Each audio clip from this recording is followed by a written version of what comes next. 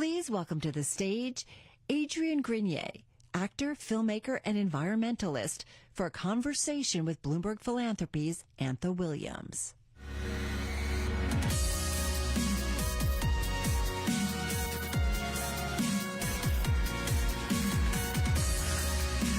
Now you feel so far away now. We made it look so easy. Yeah. Well, first things first, I have to give Adrian an extra special thank you for being here, because in the course of my reading to prepare for this, I learned that today is your birthday. Yes. Happy birthday to you. Thank you, thank you. Appreciate that. So I'm really thrilled and honored to be joined by longtime activist, actor, producer Adrian Grenier. I'm Antha Williams. I lead the climate and environment programs at Bloomberg Philanthropies, which includes Mike Bloomberg's work on oceans and air pollution and energy transition, sustainable finance, and cities. But today I know the crowd is really thrilled to hear from you. And so I want to thank everybody for spending their evening with us, but you on your birthday, especially for your commitment to these issues. And I just want to start by asking about what brought you to this second act as an environmental activist. Yeah, I guess I was wondering, is it my second act? I feel like I'm continuously iterating and always reinventing myself. I mean, I've been doing this work for almost 30 years, and I think it's important to remain curious and not become entrenched in what you think you know.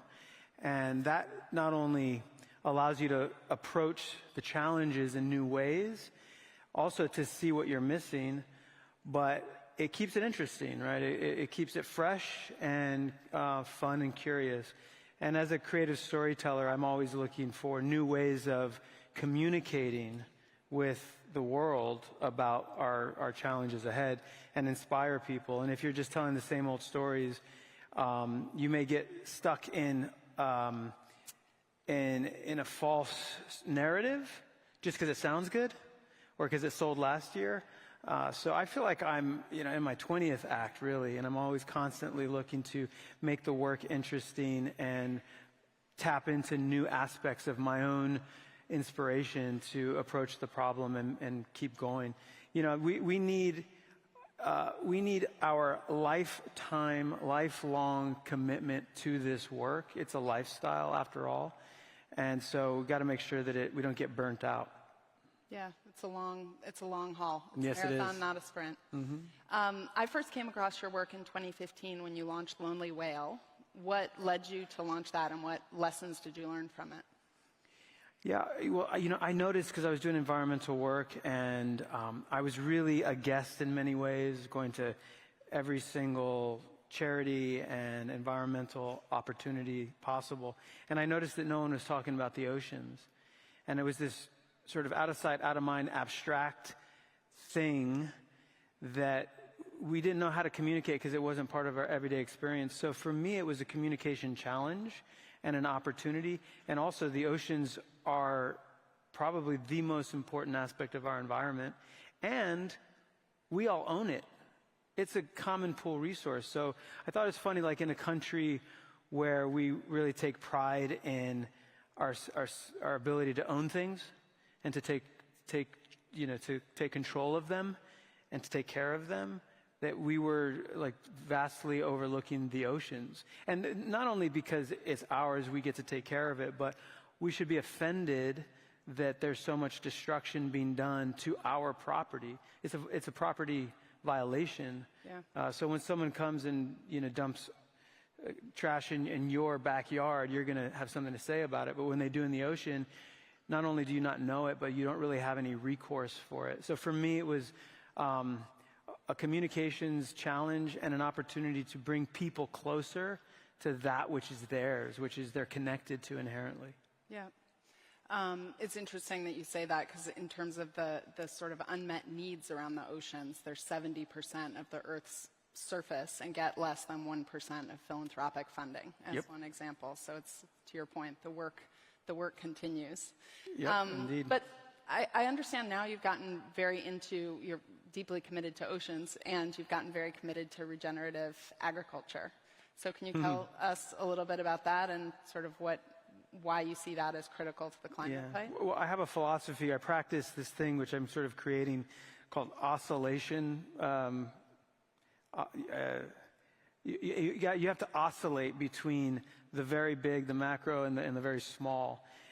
You can't get lost in the big problems of the world and get overwhelmed by them, because then you won't take action. But then you don't want to be so small that you're ineffectual. When I was thinking about the oceans, one reason why we started doing the plastic straw, and we launched right here the Stop Sucking campaign for plastic straws. The way I came up with it is I was trying to understand how we tackle the 10 billion tons of plastic that makes its way into the oceans. And I was overwhelmed. I was like, how do you even begin to do that? I was like, well, let's break it down into a single unit of measure. What's a single piece of plastic, a single microplastic? And, realize that the plastic straw was essentially representative of that single unit that everybody engages with every day. So it made the big problem manageable. So I like to go very big and imagine the challenges and the big problems, but then I always come down to something actionable and tangible and small.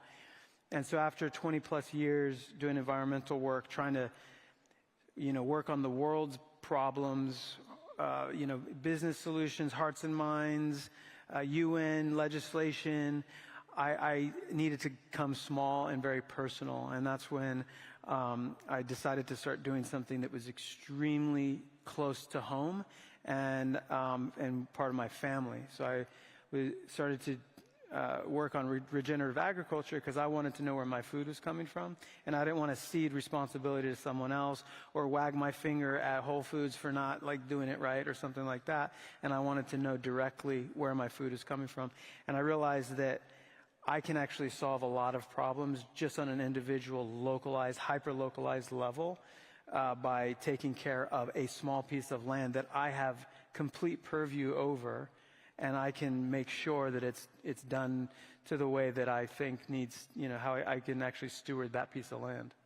As somebody who's been so committed to the storytelling elements of activism, what have you learned about how you make those connections from the super personal to the global nature of the problem, whether it's on oceans or regenerative ag or things you learn through Lonely Whale or other things?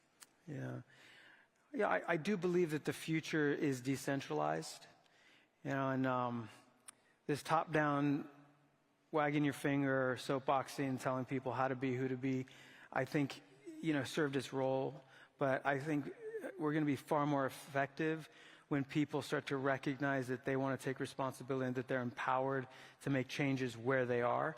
And they're going to have an understanding of what's needed locally that someone in an office or someone in a high tower couldn't possibly understand. So for me, I'm representing that really decentralized island of cohesion. Like, I can be one node in a connected network of people who are stewarding the land. And I want to be and even with Lonely Whale, one of our missions was to be as small as possible to be effective. Because when you start to scale to the point where your tentacles go so far out that you can't actually, take responsibility for what's happening, and you have offices around the world, you can't really know how how well you're doing. You lose touch a little bit. So I'm really into this concept of, creating neighborhoods and families that, are deeply invested in what's happening in their hood. And it's a lifestyle. It's an everyday experience. When I wake up, I'm living in an environmental lifestyle. I am working with the land. I'm taking care of animals and plants and insects directly. I'm creating habitat for them. And do I need to be responsible for the entirety of the world? Well, how arrogant is that? How selfish is that? Like, I don't want to have to take the weight of the world, and nor could I. I think a lot of environmentalists have this idea that they're going to save the world. You're not. You can do an important part in service within a community in which everybody participates. And that's the only way things are going to actually change. It's interesting because since the time that you launched the Stop Sucking campaign, there's been such a broader groundswell of awareness of the problem of plastic pollution in the oceans and the link between the fossil fuels and the facilities that are creating the plastics and polluting communities and causing health problems, and then creating the ocean plastic problem on the back end. Mm-hmm. There was a statistic that was out from one of the environmental research groups that every person on average is eating a credit card's worth of plastic a week just through the microplastics in fish. And so finding these solutions that are quite, tangible that people can take action on can make a big difference. Yeah, and honestly, on the land, we don't need to use a lot of plastic, but we also recognize when we do use it, it's an extremely useful material, but we respect it, and it plays a certain role. It's not just easy come, easy go. There's almost like a fetishization of plastic where it's everywhere and everything, and we have to respect it, I think, a little bit more, because it's unrealistic to just do away with plastic. Yeah. It's not going to happen. And by the way, we wouldn't want to, because it does serve our society in many ways. But can we actually put it in its get into right relationship with it and put it in its rightful place? Yeah, not using fossil fuel plastics for throwaway wrappers on a cucumber or a straw that you don't need in your drink, or chemical fertilizer, for that matter, to your regenerative ag. That's right. I mean, there are many ways you can preempt all of the additives that we put into our soil, because we're starting with working in harmony, working in conjunction with nature as a partner. And nature does a great job on its own if we actually give it, its due space to do what it does naturally. And do you find that the work that you're doing locally on regenerative agriculture, you're able to engage others? Well, when I was young, I was arrogant, and I thought I could change the world, and now I'm old and I'm wise, and I realize I needed to change myself. So I'm trying not to change too many people out there, but I'm really an apprentice of the land, because there's a lot to learn. I have 46 acres, and I do not call myself a farmer. I am an apprentice of the land, and I'm just learning. There's so much, and I would recommend, I guess, if I was going to change the youngsters out there, is go get a permaculture class. Take a permaculture class. Start to learn the land before you start telling the world what the land needs. We have these ideas, these abstract ideas of how our food should be or how our farm should be, but you never step foot in a farm because you grew up in the city. There's a disconnect there, and when you start to learn, I like a lot of my farmer friends, and by the way, most of my friends are farmers now. They're doing things that when I was an arrogant youngster, flying over them, judging how they did their practices, I start to understand why they do it the way they do it. And if you start to understand the challenges that they're confronting, maybe you can come up with a solution that's actually better than insecticides or herbicides. But a lot of times you understand that with the way we treat farmers and how much money they make, the margins are so thin, we're actually incentivizing them to use these chemical fertilizers and these chemical methods of production, because they're just trying to make ends meet. And if they don't do it, the risk is so high, they may not eat that year. So it's a lot to say from somebody, who's living a cushy life in New York, that they need to do something differently.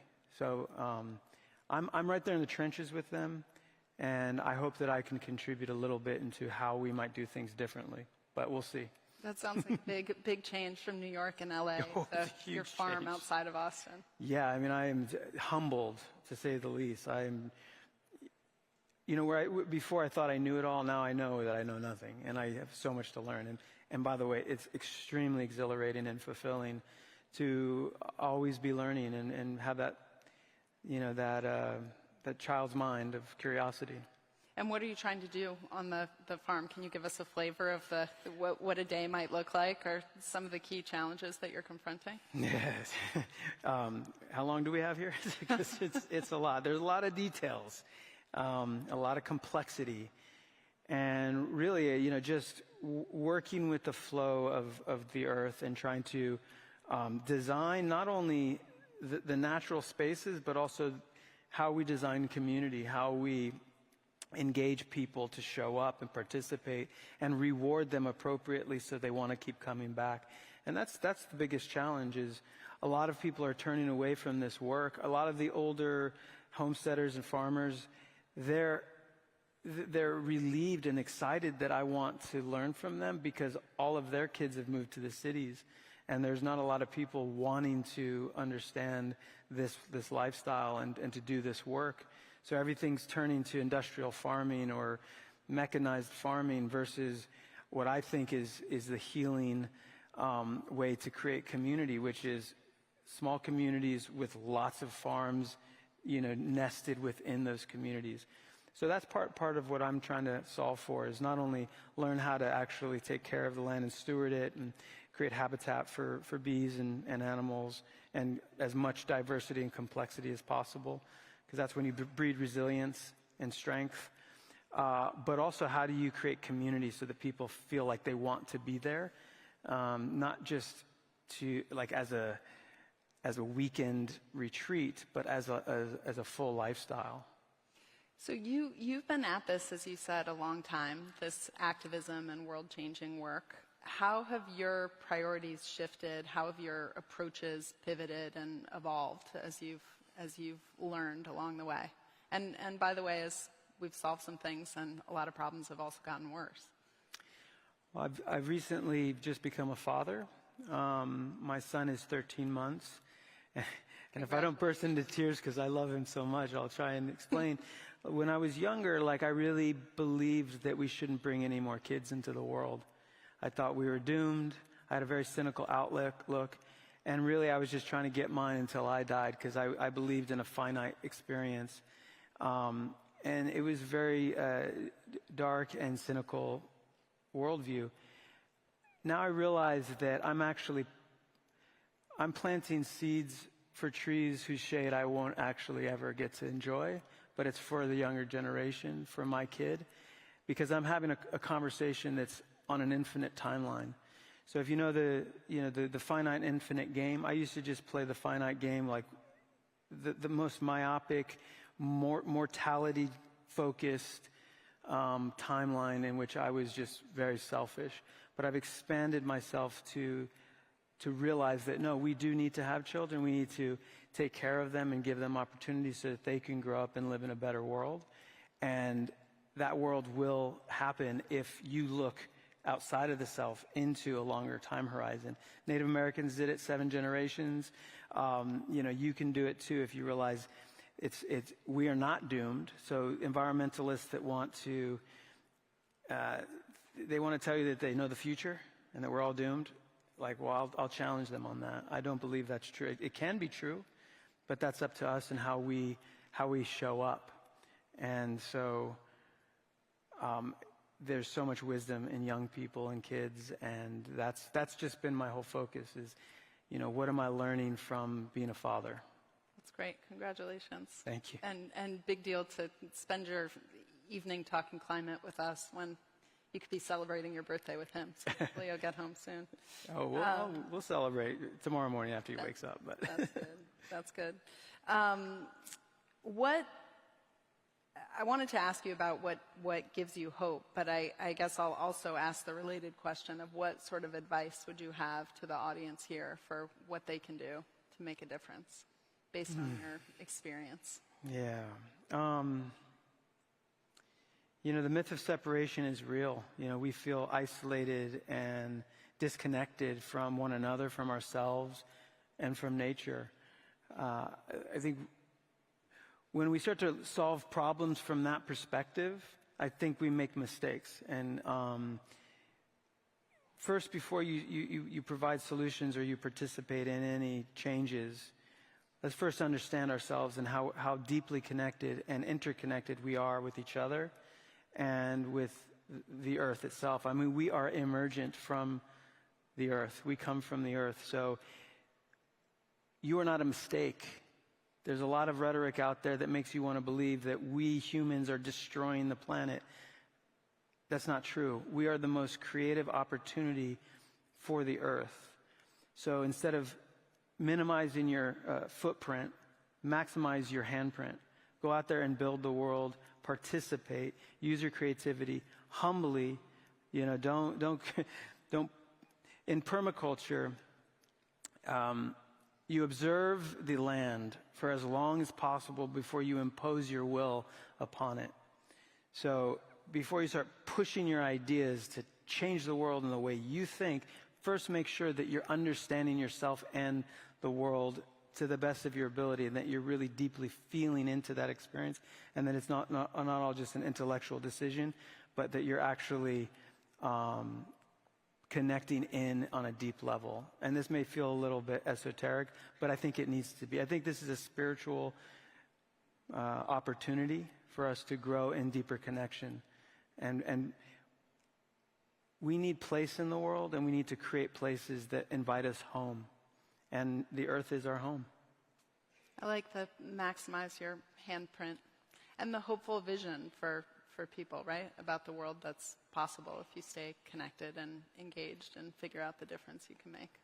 You think about, how you solve problems if you think everything's doomed versus if you have a belief in what's possible. You're going to make different choices. Yeah, that's it. That's a good note to. It's a good note to share with this group. Well, I really want to thank you again, Adrian, for all your leadership on these issues and for spending the time with this group. I want to thank this group. Can I invite everyone to? So I do have some. I'm still communicating with the world now through Earthspeed. Earthspeed is my channel. It's my documentary series, and it's a lifestyle in the cadence of nature. And we're really looking to promote a lifestyle that is more deeply rooted in the land. So I invite you to check it out. That's great. Check it out. Well, thank you so much. Yeah, Appreciate thank it. Thank you. It's great.